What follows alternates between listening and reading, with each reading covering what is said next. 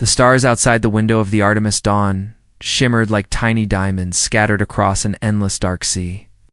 Commander Natalie Brooks sat in the command chair, her hands resting calmly on the armrests. She had spent most of her career in deep space, but this mission felt different. The ship had just dropped out of blind warp. Entering an uncharted system, the crew was silent for a moment. Taking in the strange beauty of the new sector, no known maps covered this area, an Earth.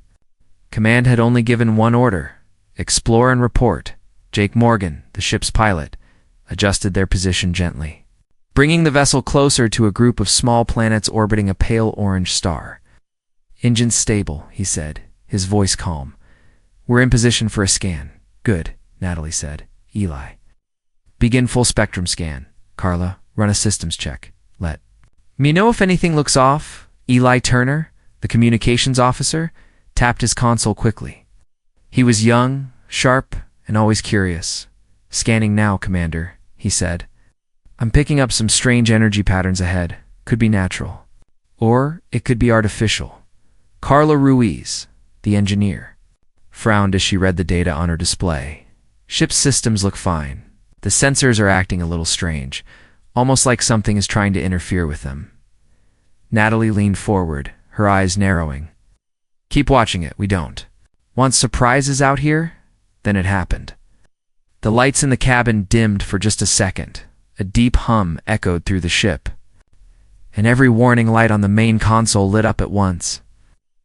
Before anyone could react, the holographic screen flashed with a sudden alert. "Unidentified vessel approaching," Eli said, his voice tight. "It's huge, Commander. Bigger than anything in our database." It just appeared out of nowhere on the screen. A massive alien ship slowly moved into view. Its design was strange and curved, glowing softly with blue and green lights. It looked like it had grown rather than been built. The crew stared in silence. "Raise shields," Natalie said quickly. "Jake, back us away slowly." No sudden moves. Jake obeyed, guiding the Artemis Dawn backward, but the alien ship did not follow. It remained still, almost peaceful. Then a new alert appeared on Eli's screen. "Commander," Eli said, blinking there. "Scanning us. It's deep, deeper than any scan I've ever seen. They're reading everything, not just the ship, but us too." Carla looked worried. "Can they do that without permission?" "They already did," Natalie said, keeping her voice steady. "Brace for anything."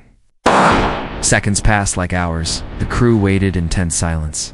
Then Eli looked up, confused. "I'm getting a message," he said. "Translation software is trying to decode it. Here it comes." A mechanical voice filled the bridge, repeating the same message over and over. "We surrender. Do not retaliate. We surrender. Do not retaliate." The crew looked at one another in shock. "Are you sure that's the right translation?" Carla asked. Eli nodded slowly. "It's crystal clear. They're surrendering." Jake raised an eyebrow. "We didn't even do anything. We just showed up." Natalie stood and walked closer to the screen. Looking at the alien ship, its lights were dimming, and the vessel began powering down. No weapons, no shields, just silence. "Why would they surrender to a small recon ship?" she asked, more to herself than to the crew. "Maybe they think we're stronger than we are," Jake offered. Eli added. "Or maybe they saw something in the scan that scared them." Natalie turned back to her chair and sat down. "We need to alert Earth." "Command right away, Carla. Prepare a secure burst transmission. Use top priority." Carla nodded and got to work. Eli said, "Commander, I think we should keep scanning them. Maybe we can learn more." "Do it," Natalie said, "but carefully. If they think we're attacking, this could go bad fast. Outside." The alien ship floated like a giant creature, asleep in the void. The Artemis Dawn looked like an insect beside it, tiny and fragile. Carla finished the transmission and said, "Message. Sent estimated response time. 6 hours until then," Natalie said. "We hold position. We don't fire a single shot. Understood?" Everyone nodded. Hours passed. The crew took turns watching the alien ship. It did nothing. No movement. No sign of life. Just the same surrender message repeating quietly. Eli finally broke the silence.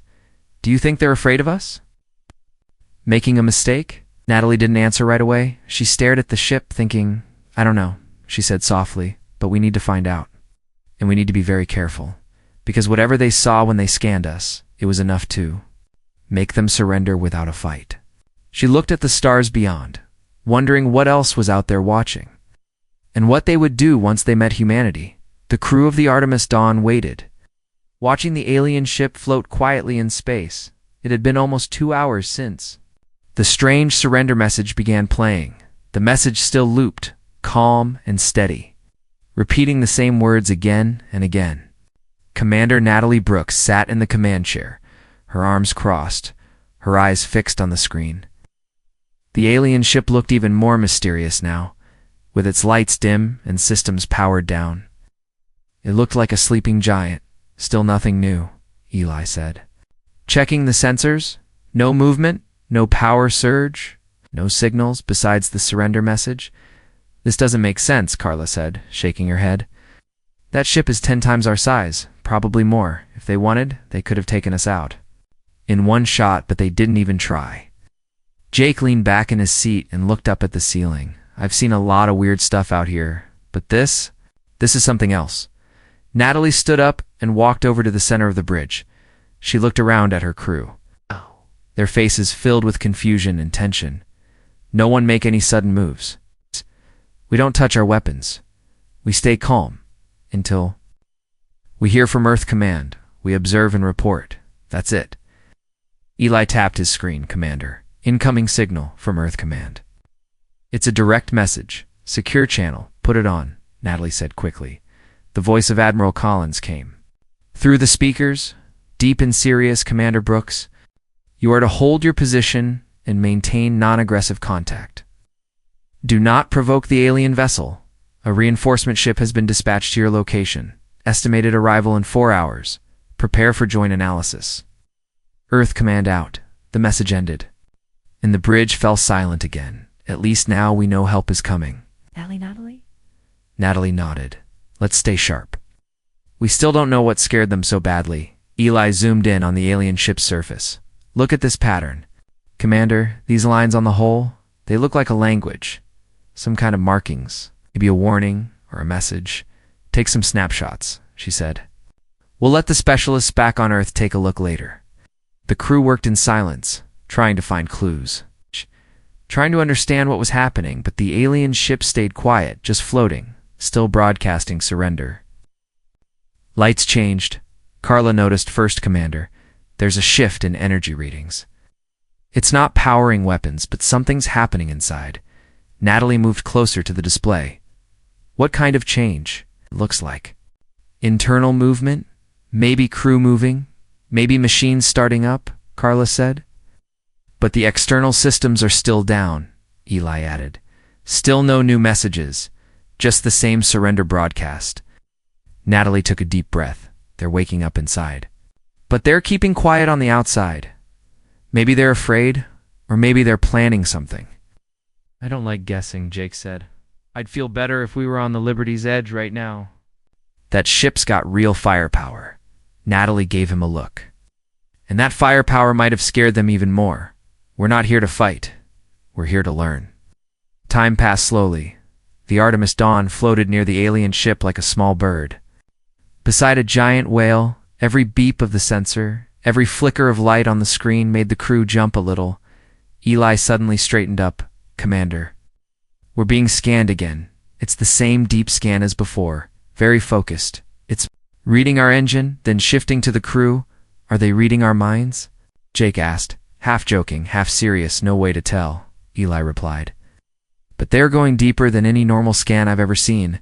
It's like they're trying to understand how we think, how we move, even how we feel. Carla looked uneasy. That's creepy. Natalie's voice was calm but firm. Let them scan. Maybe they're just trying to understand us better. If it keeps them from attacking, then fine. The scan continued for 10 more minutes, then stopped as suddenly as it began. Scan ended, Eli said. No sign of aggression, no changes to their power levels. Natalie sat down again, staring at the screen. I want full logs of everything we've seen, everything we've recorded. We'll send it to Earth Command as soon as the Liberty's Edge gets here. Jake checked the navigation screen. Reinforcement is on track. 2 hours out now? Good, Natalie said. Once they're here, we'll get more answers. Until then, eyes open. Keep watching for any change. The crew stayed alert, the silence of space pressing in around them. Minutes passed like hours, then a soft chime echoed through the bridge. Another message, Eli said. It's short, only one word. Natalie stood. What is it? Eli looked at the translation on his screen, then at her observer. The word hung in the air like a shadow. Natalie frowned. What does that mean? Are they calling us observers? Or are they telling us they are observing us? Jake spoke softly. Or maybe something else is watching both of us. Natalie looked back at the screen, at the silent alien ship, and suddenly felt a chill. Something was happening out here. Something much bigger than just a meeting between two ships. They had stepped into a mystery, and now the whole galaxy might be watching inside the Xerox's ship. Everything was quiet, but not peaceful. Commander Kyrell stood in the center of the control room. Surrounded by glowing panels and tall, thin monitors, his crew moved slowly, carefully, their eyes wide with fear. None of them spoke unless needed. The scan results filled the screens in front of him, strange shapes, bright readings, unknown. Signals the human ship was small, simple in design, and lightly armed. But the energy patterns inside the human crew were unlike anything the Xeraxis had ever seen. Are you sure these readings are correct? Kyorl asked his science officer, a pale creature named Vir. Vir's hands shook slightly as he responded. I checked the data 3 times. Sir, the readings are real. Their brain patterns are chaotic but powerful. They have high adaptability. Their emotions move faster than any species we know. They are unstable, said a tall officer at the back. Unstable and dangerous. Kyrell did not answer right away. He looked at the image of the human ship, still floating nearby, still silent, still watching. There was a story, he said at last. A story told by our ancestors.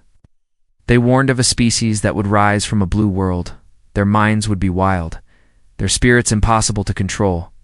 They would not follow the paths of logic. They would not seek balance. Instead, they would grow stronger through chaos. Vir nodded slowly. The old stories, the awakened destroyers, that is what they called them. But I thought they were only myths. So did I, Kyrell said. But look at the data, everything matches. Their minds are unshielded but filled with raw willpower. They learn fast, too fast. And they act without warning. The crew looked at one another nervously. We did the right thing by surrendering. Kyrell said if they believe we mean no harm, they may spare us. If we act aggressive, they will see it as a challenge, and then it will be too late. One younger officer whispered, but they are only 4.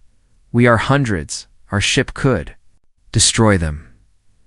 Kyrell turned toward him, his voice sharp but calm. They are for today. What happens when 4 becomes 4,000? Or 4 million? They build fast, they change faster. By the time we understand them, it will be over.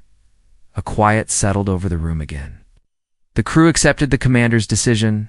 Back on the Artemis Dawn, the human crew still had no idea what the Xyraxis were thinking. They only knew that the alien ship had not attacked, and that it kept sending messages of surrender. Commander Natalie Brooks sat alone in her quarters, reading the mission logs and reviewing the scans. She could not sleep. Something about this encounter bothered her deeply. She tapped her cum. Eli, anything new? Eli's voice came back quickly, just a repeat of the same surrender message. Still no sign of weapons or power buildup. They're keeping their distance. Still passive, Natalie sighed. Run another deep scan. Check if they're hiding any backup systems or cloaked ships on it, Commander. She leaned back in her chair, eyes closed. The word from earlier still echoed in her mind. Observer? Were they observing the aliens? Or were they being observed by something else? The thought made her uneasy. 2 hours later, the Liberty's Edge arrived. It dropped out of warp behind the Artemis Dawn, large, sleek, and ready for anything. Captain Laura Benton hailed them at.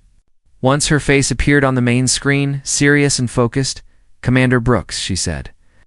We received your report. This is highly unusual.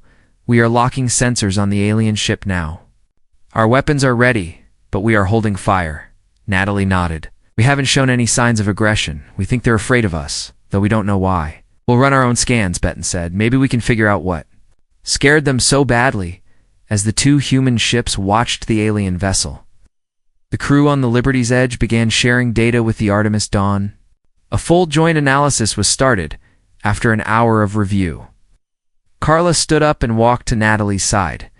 Commander, I think we found something strange. Look at this energy signal from the alien ship.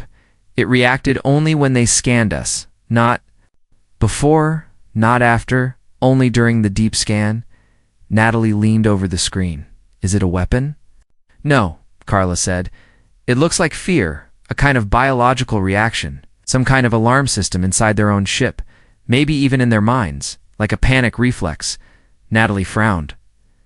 You're saying they panicked just by seeing what we are? Yes, Eli joined them, holding a small data pad. I also found something in their transmission history before they sent the surrender message.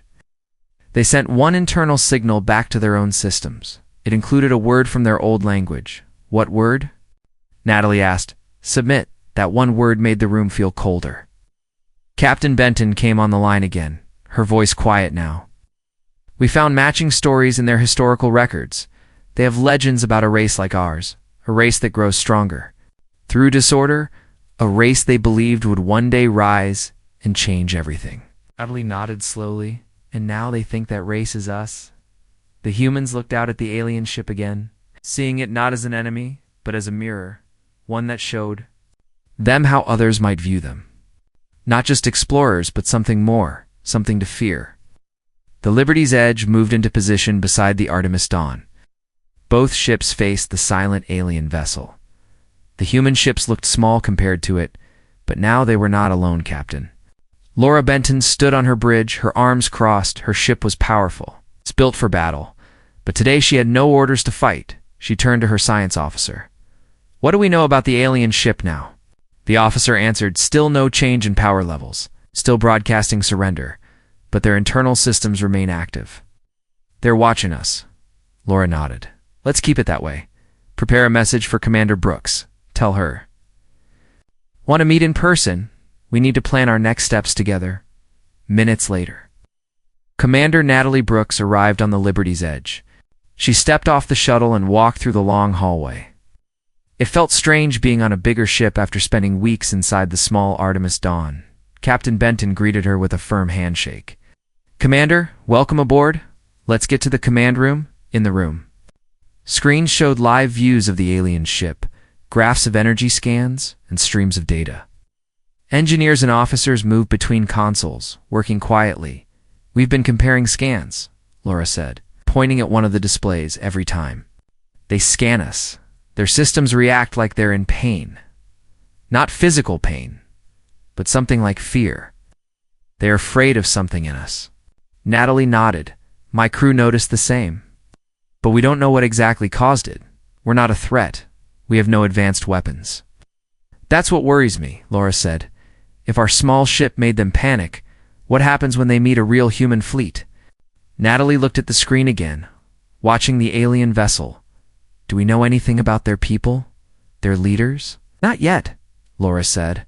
But we've been picking up coded messages from inside their ship. They seem to be having some kind of debate. Some of them want to talk, others want to run. Maybe we should help them choose, Natalie said. Maybe it's time we reached out first. Laura thought for a moment, then nodded. Let's do it carefully. We'll send a message offering peace and communication. No threats, no demands, just a chance to talk. Back on the Artemis Dawn. Eli Turner prepared the message. It was short and clear, translated into many languages using every known signal type. To the ship before us, we mean no harm. We are peaceful. Explorers, we wish to understand you. We offer a meeting without weapons or fear. They sent the message, then they waited. An hour passed, no reply. Then finally, a soft signal arrived. Eli played it through the speakers. We will meet. One voice only. No weapons. No trickery. Natalie smiled slightly. That's a start. The meeting was arranged aboard a neutral station orbiting a nearby moon. The station was old and unused, but still functional. Both sides agreed to use it. Natalie, Captain Benton, and 2 human diplomats took a shuttle to the station on the alien side. Only one representative came. Commander KRL. He arrived in a tall silver suit, his eyes glowing faintly under a thin visor. He walked slowly, carefully. As if unsure the floor would hold him, Natalie stepped forward and spoke first. "Thank you for agreeing to meet. I'm Commander Natalie Brooks. This is Captain Laura Benton." KRL bowed his head slightly. "I am KRL of the Xyraxis. I come in peace, but I also come with warning." They all sat around a small table. The air was still. KRL spoke. Calmly, but his voice had weight. "Your people are unlike anything we've met before. When we scanned your ship, we saw more than metal and light. We saw minds shaped by chaos. We saw strength in confusion, and growth in disorder." Laura raised an eyebrow. "And that scared you?" "Yes," KRL said. "In our history, we were told stories of such beings. We thought they were myths, but now we see you, and the stories match. Your minds do not follow normal paths. They bend and shift quickly. They are powerful." Natalie leaned forward. "We are not here to harm anyone. We just want to explore and learn. But your kind can become more than explorers," KRL said. "You can become conquerors. Maybe not today, but in time we fear what you might become." Silence filled the room for a moment. Then Laura said, "That fear is your choice. But we are offering peace now, what you believe we might become should not stop what we are today." KRL nodded slowly. "You speak with reason. That is rare among destroyers."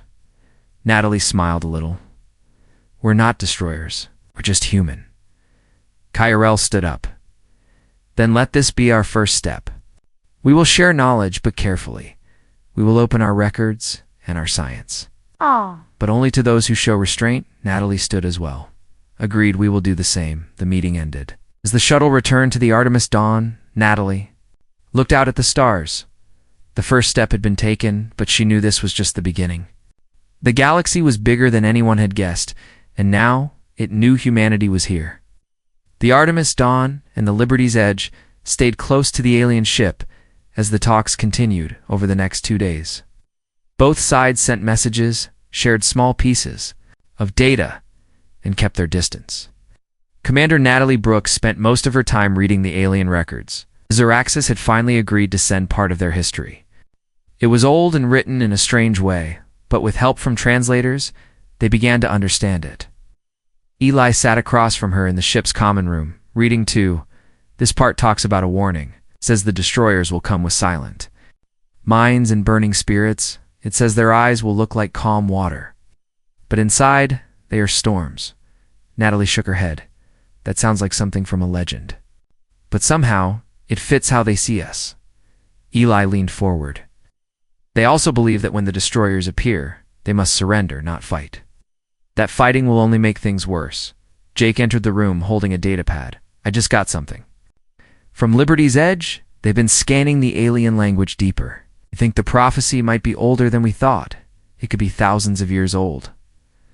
Carla joined them. Why would they build a whole belief around a species they never met? Natalie looked at her crew. "Maybe we're not the first.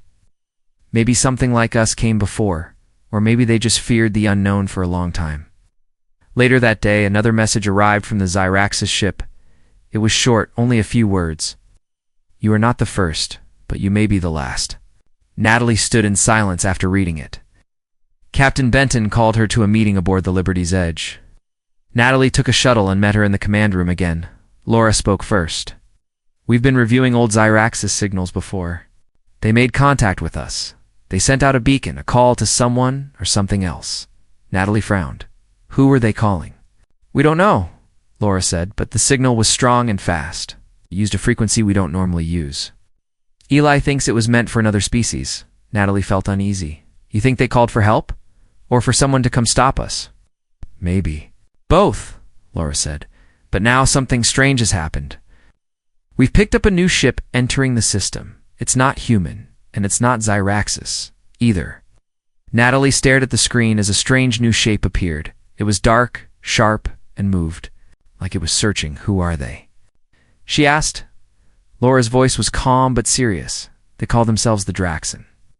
We just received a message from them. They said they've been watching, and that humanity must not be allowed to grow further. Natalie sat down slowly. So we're not just being observed by the Zaraxis. We're being judged by others too. The Draxan ship was large and well-armed. It did not power down or offer peace. It moved closer each hour, back on the Artemis Dawn. The crew watched in silence as the Draxan ship sent another message. We know what you are. You will not be allowed to spread. We do not fear you. We will end this now. Eli looked up from his console. That's a threat, plain and simple, Jake said. So the peaceful first contact just turned into a possible war. Natalie stood on the bridge. Not yet. Not if we act smart. She opened a channel to the Liberty's Edge in the Zaraxis ship. This is Commander Brooks. We have a situation. The Draxan see us as a danger, but they may also be a danger to all of us. We need to work together now, or we may all fall. To her surprise, Kyrell from the Zaraxis ship responded first. You were right to warn us. The Draxan are not seekers of truth. They are judges and destroyers. They fear change more than anything. We have fought them before and we barely survived. Captain Benton joined the channel, then we fight together. Now, a human Zaraxis fleet can stand against them. If we wait, we lose our chance. Kaoril spoke again.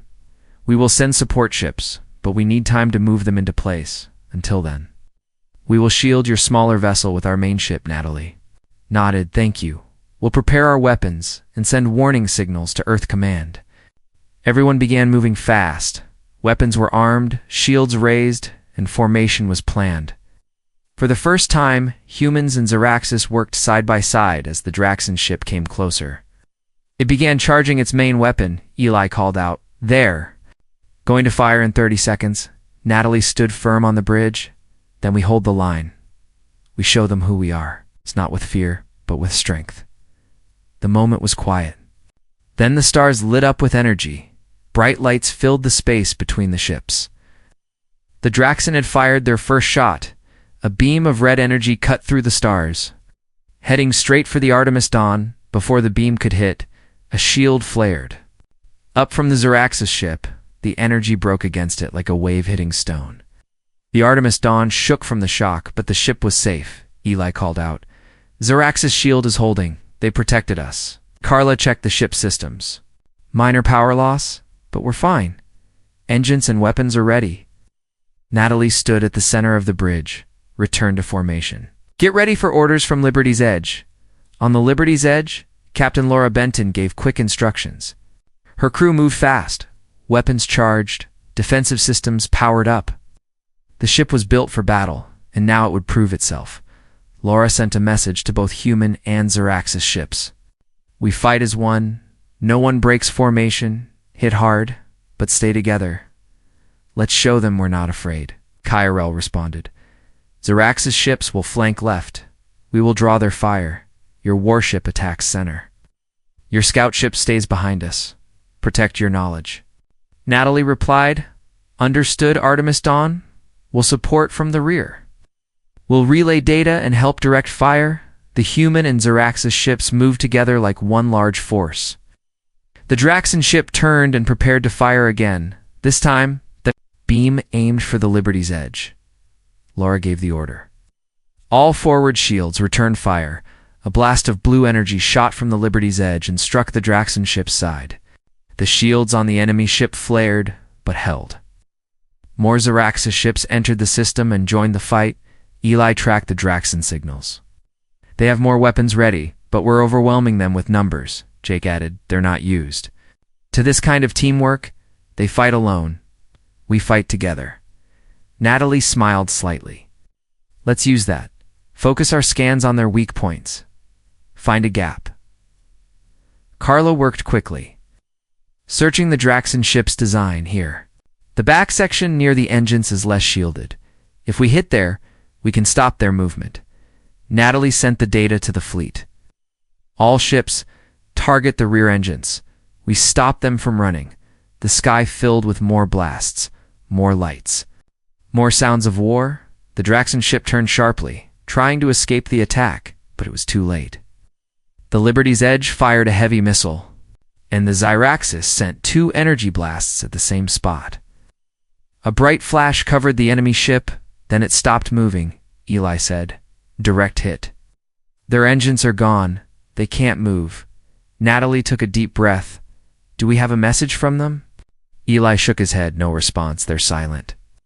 Captain Benton called over the channel. Prepare boarding teams. Need to know if they're surrendering or preparing another attack, Kyril added. We will send drones first. Safer for all. Natalie stayed with her team on the Artemis Dawn, watching the data. The enemy ship floated like a broken blade in space. After a few minutes, one of the Xyraxis drones returned. It brought video. Eli showed it on the main screen. The inside of the Draxon ship was dark. Wires hanging, walls cracked, lights flickering. Carla frowned. No life signs? None, Eli said. Either they evacuated, or they were destroyed by the attack. Natalie spoke softly. Or they never planned to survive. Maybe this was a test or a warning later. Back on the Liberty's Edge, the leaders of both human and Xyraxis ships met again over secure video. Captain Benton said, We stopped them, but there may be more. This can't be the end, Kyril agreed. The Draxon do not attack alone unless they are testing an enemy.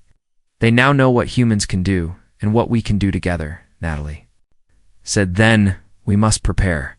Not for just one enemy, but for what comes after. We need more than ships. We need understanding. Kyril nodded. We will continue to share knowledge, but slowly, carefully. Your people are still new, still growing. But today you showed strength and wisdom. Captain Benton looked at both of them. This is the beginning of something larger. Today we were allies. Tomorrow we might be friends. But we must be ready for whatever comes next, outside the window. The stars shone bright again.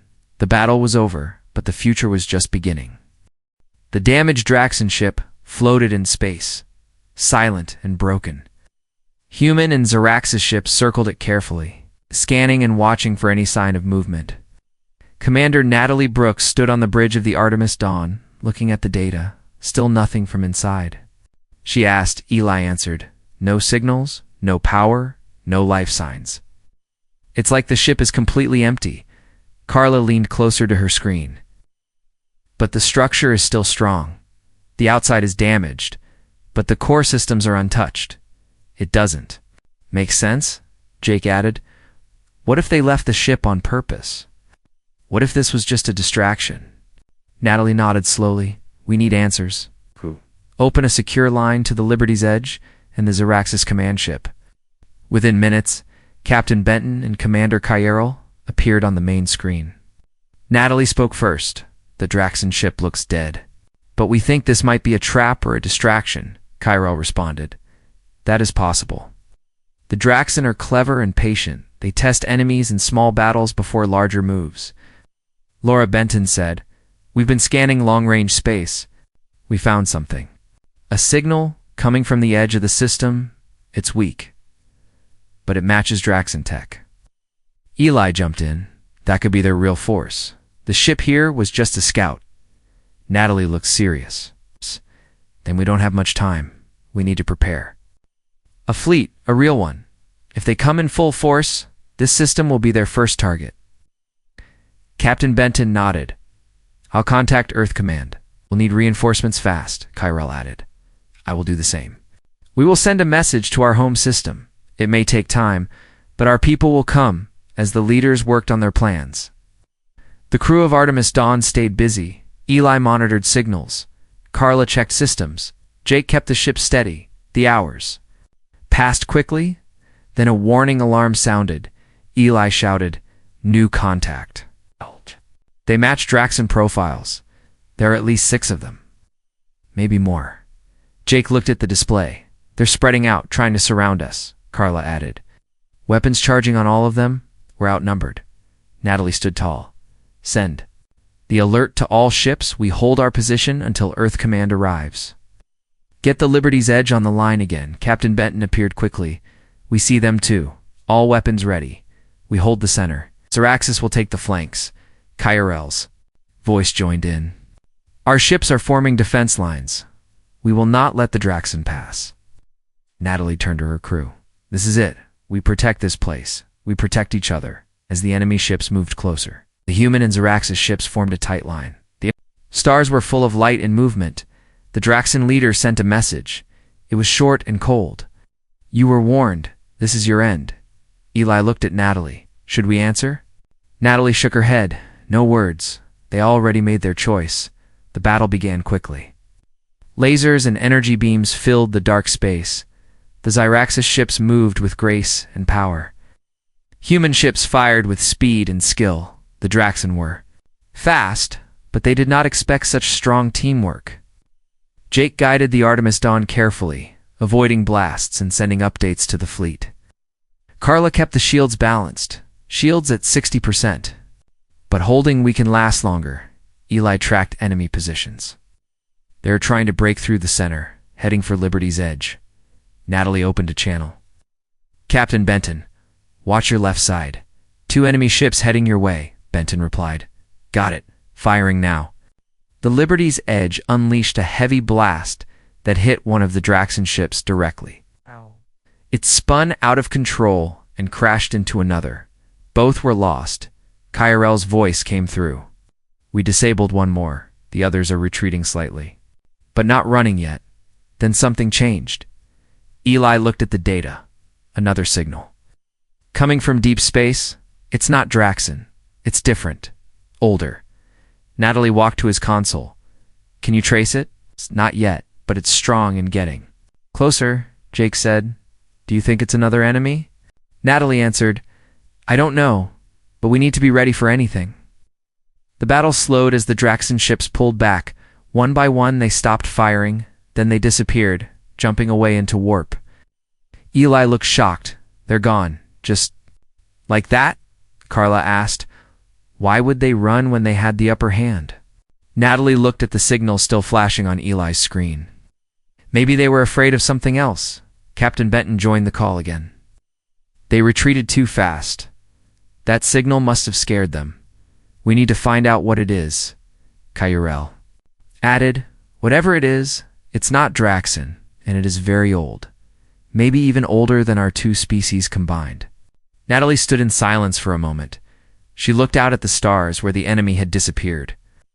And she knew the true mystery was only beginning. The signal kept growing stronger. It was steady and slow. Like a heartbeat in deep space, the Draxen had vanished, but they left no answers, only questions. Commander Natalie Brooks stood on the bridge of the Artemis Dawn, her eyes locked on the main screen. The unknown signal pulsed once every few seconds. Calm but full of power, Eli checked the readings again. Still no match in our database. It's not human, not Zaraxis, and not Draxen. Something else, something very old, Carla added. It's not just a signal, it's a call, or maybe an invitation. It feels like it's pulling us toward it, Jake. Looked worried, or it's bait. Maybe the Draxen were scared of whatever this is. Maybe we should be too. Natalie stayed quiet for a moment, then said, Send a copy of the signal to Liberty's Edge, into the Zaraxis command ship. Let's see if they've seen anything like this before. The message was sent. Soon. Captain Laura Benton replied from the Liberty's Edge. Our systems can't read it either, but we did find something strange. The signal contains a pattern. It looks like a map, Kyrell also responded. We have seen a pattern like this in our ancient records. It leads to a system called Tyros Theta, long believed to be dead. No planets, no life, only a star and silence, Natalie said. Maybe that. Silence is hiding something important, something the Draxen were afraid to face. Captain Benton agreed. We follow the signal, but we go together. All ships form a new fleet. We leave in 2 hours. The fleet made preparations. Human and Zaraxis ships moved into new formations. Weapons were checked, engines warmed, shields powered up. The Artemis Dawn stayed close to the Liberty's Edge. 2 hours later, the fleet jumped into warp. When they arrived, Tyros Theta looked empty at first, just a large white star in dark space. But then the signal changed. Eli looked up from his console. It's guiding us towards something. It's showing coordinates, sending us deeper into the system. The fleet moved forward. Suddenly, a structure appeared, hidden in the shadow of a broken moon. It was massive and ancient. Shaped like a ring floating in space, Carla whispered. What is that thing? Jake said, It looks like a gate, or maybe a station. But it's way older than anything we've ever seen. Karl spoke through the channel. This is the Source Gate, a legend in our oldest records. It was built by the first ones, a race. That vanished before our time? Captain Benton asked. What was it used for? Karl answered, Some say it opened paths to other galaxies. Others say it was made to lock something away. No one knows for sure. It is never opened. Not in all recorded history. Natalie looked at the signal again. It's coming from inside. The gate, it's active now because of us. Maybe our arrival triggered it. Suddenly, the center of the gate lit up, spinning slowly. A pulse of light reached out to the ships, not as an attack, but as a message, Eli said. It's communicating. It's asking a question, Natalie asked. What question? Eli looked at the screen, then back at her. It wants to know if we're ready. Silence filled the bridge. Captain Benton responded first. We don't know what's on the other side. But we came this far together. Maybe this is the next step. Said, if the Draxan feared this, then it might be the future they could not control. The kind of future only brave minds can face. Natalie looked at her crew. What do you all think? Jake said, we're already part of something bigger. Might as well see where it leads. Carla smiled. Let's make history, Eli nodded. We didn't come all this way to turn back now. Natalie opened the main channel. Speaking to all ships, this is Commander Brooks. We don't know what lies ahead, but we've shown we're stronger together. Human and Zyraxis, different but united. We will face this next chapter not with fear, but with hope. The gate responded. A path opened, clear and glowing. The ships moved forward, slowly, carefully, entering the unknown as they passed through the gate. The stars shifted, the darkness changed. Space itself felt different. Eli said, new star patterns. This isn't our galaxy. It's another one, far beyond our maps. Natalie looked out the window, watching new stars appear. Then let's begin. Let's see what's waiting for us. The fleet spread out, scanning and searching. No signs of danger. Only silence and beauty. Now, but they all knew this was only the beginning of a new story. A story of unity, a story of discovery, and maybe a story that would change the galaxy forever.